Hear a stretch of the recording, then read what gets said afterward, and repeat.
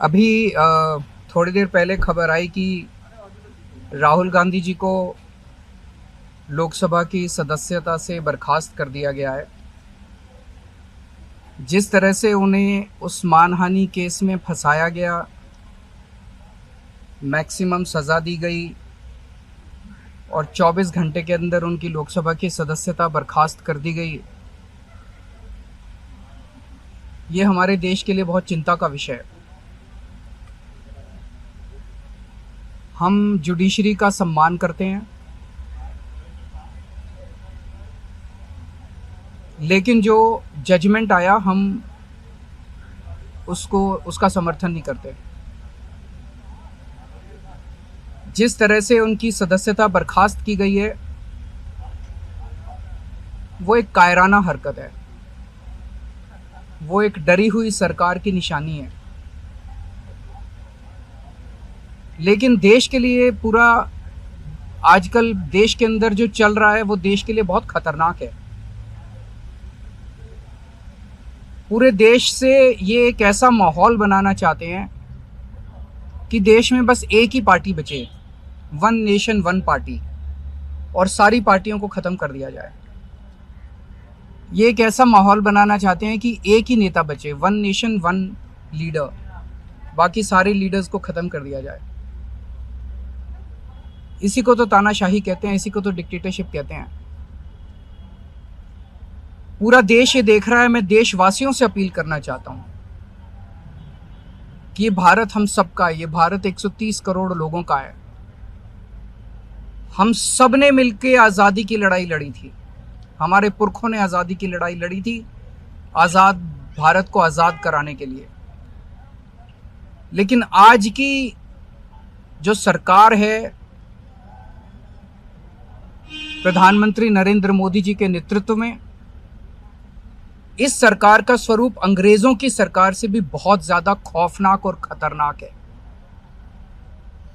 अब लोगों को सामने आना पड़ेगा, लोगों को सामने आके इसके खिलाफ लड़ाई लड़नी पड़ेगी। अगर हमने भारत को बचाना है तो 130 करोड़ लोगों को एक साथ इकट्ठे होके इस लड़ाई में शामिल होना पड़ेगा।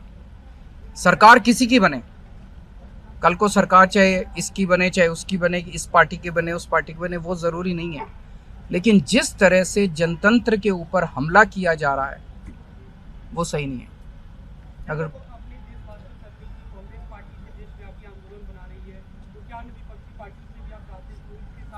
पार्टियां इंपॉर्टेंट नहीं है, मैंने कहा लोग इंपॉर्टेंट हैं। अभी अभी मैंने संसद के अंदर, विधानसभा के अंदर एक एग्जाम्पल दिया। एक ऑटो रिक्शा वाला मिला, ऑटो रिक्शा वाला मुझे कह रहा था, जी मुझे व्हाट्सएप मैसेज भेजने में डर लगता है। मैंने कहा क्यों? कहते हैं शायद गिरफ्तार ना कर लें।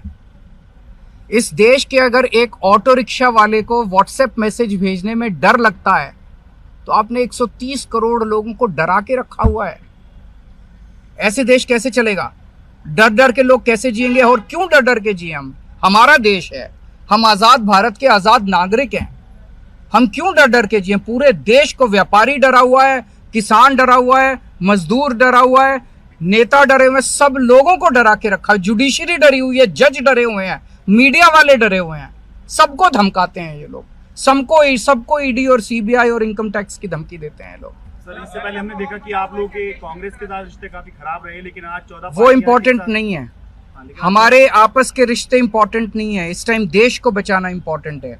मीडिया के ऊपर प्रहार हो और मैं अगर कहूं कि मेरी इस चैनल से बनती नहीं है, वो इंपॉर्टेंट नहीं है। किसी से बनती है या किसी से नहीं बनती, इससे व्यक्तिगत अच्छे रिश्ते हैं कि व्यक्तिगत बुरे रिश्ते हैं, वो इंपॉर्टेंट नहीं है।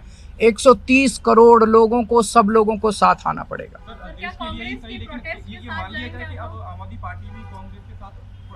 सारे लोगों को साथ आना पड़ेगा। ये लड़ाई राहुल गांधी की लड़ाई नहीं है, ये लड़ाई कांग्रेस की लड़ाई नहीं है, ये लड़ाई इस देश को बचाने की लड़ाई है। एक तानाशाह से, एक कम पढ़े लिखे व्यक्ति से, एक अहंकारी व्यक्ति से इस देश को बचाने की लड़ाई है। Thank you.